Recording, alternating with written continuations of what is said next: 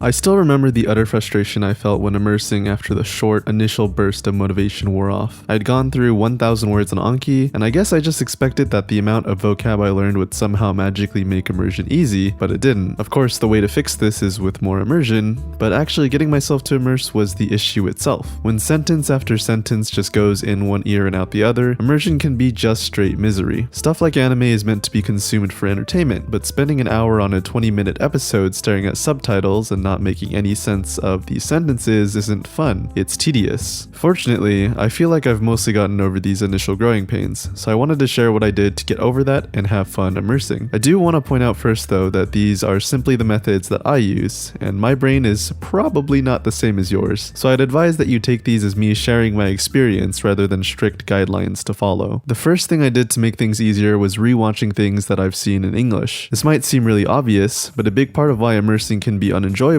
is because you're not getting anything. It's not fun at all to watch something and only understand that a girl is speaking, unless you're a Hoshiomi. You nice! Yeah. So instead of stressing about not following the content at all, you can use your memory of the content to lighten the load that your brain is carrying to instead focus on understanding words you've seen from your spaced repetition. I remember feeling dumb when I first started immersing since I was struggling through easy shows. However, once I started rewatching some of my favorite anime, I found it a lot easier to enjoy immersion. Bloom Into You is my favorite anime of all time, and when I switched from new shows to rewatching Bloom Into You, I felt like I was unlocking a whole new world. Next is not watching only easy shows. This might sound counterintuitive because a large part of learning through immersion is getting comprehensible input, right? Well, yes, but that doesn't mean you have to watch only really low-level stuff. The common advice is to start with slice of life content since it's easy and usually emulates speech in daily life. But not everyone likes slice of life, and if that's the case, it's best to just avoid it, even though it might be more comprehensible. Even with shows that are technically more difficult, you can find comprehensible input. It's about finding a balance, and even then, you don't even need to be that balanced.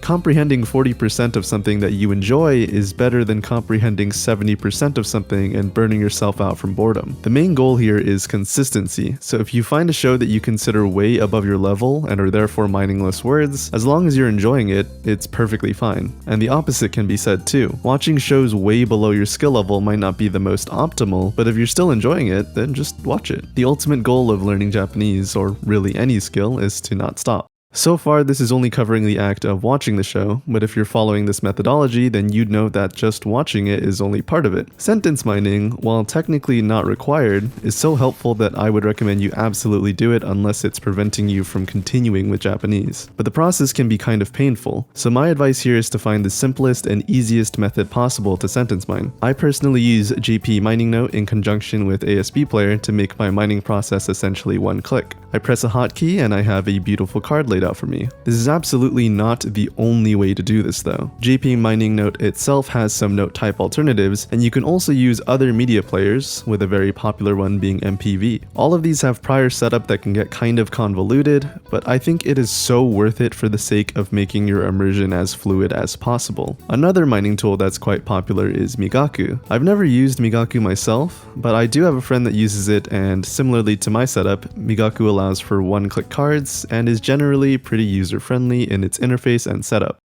Of course, the big one that everyone stresses is to embrace ambiguity. If you follow Refold at all, then you know that this is something they stress a ton, and for pretty good reason. Getting over what you don't understand is key to letting your mind focus on what you do and almost understand, which is where the easiest and largest gains are to be had. This is crucial to enjoying immersion. We're already kind of masters of tolerating ambiguity in our native languages, we just don't really think about it or mind it because we've been doing it since we were born. But while you can be told to tolerate ambiguity, it's difficult to actually be able to. I found it best to break down the mindset to be easier to digest. Think about why you're frustrated and why you shouldn't be frustrated. For example, you might be frustrated because after hours upon hours of immersion, you still don't understand things. But you should then remind yourself that learning Japanese isn't a linear endeavor. It's common to come into this approach thinking you'll learn things step by step and then just end up knowing Japanese, but realistically, that's just not how language acquisition immersion works. Acquiring a language is a dynamic and ever-changing process, and you're going to be building up different skills that feel like they aren't related to each other. But if you look back, you'll see how far you've actually come. You have to shift your mindset from "I'm not understanding this" to "I will understand this." By forcing myself to look at how much I am comprehending things, it shifts my brain away from being frustrated at not understanding and towards working on understanding what's within my reach.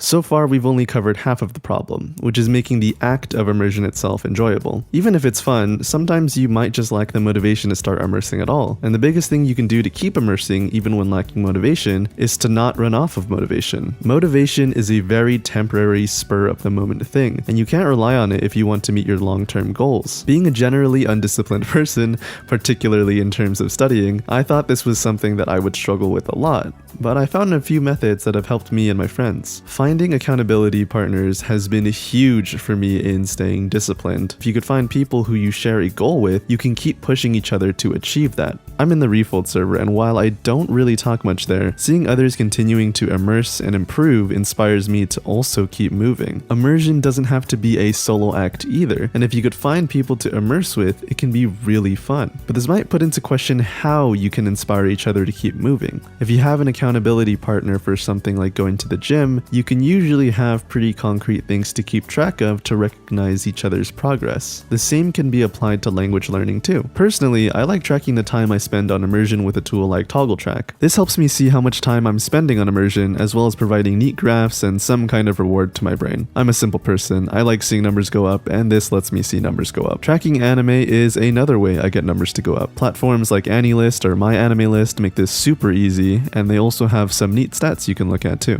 Finally, the last thing I do to stay consistent is to make a routine, but more importantly, to treat my routine like a loose suggestion rather than a strict guideline. I usually do my Anki in the morning, not at any specific time, but sometime after waking up, and usually shortly after, I immerse for a bit, even if it's something like a 5-minute YouTube video. What's important is to get your brain moving and to start thinking about Japanese. If you can start small, you'll be more up for getting into something larger, like watching an episode or two of an anime. It's also important to not beat yourself up for not hitting the hours you're aiming for. Some days I spend the entire day hanging out with friends, getting less than an hour of immersion logged, and that's fine. I don't force myself to hit a specific number of hours a week, and I don't try to make up for days where I immerse less than usual. What I always try to do though is to get my Anki done and get a little bit of immersion. And while I could be spending 5+ hours a day immersing, I recognize my limits and know that will only lead me to burnout. Everyone's different, so I would say to really think about your personal limits and your other responsibilities, and to not worry too much about being as optimal as possible. I think people's differences and workflows and how they keep up their immersion is interesting to hear, so if you have anything you want to say, go ahead and leave a comment.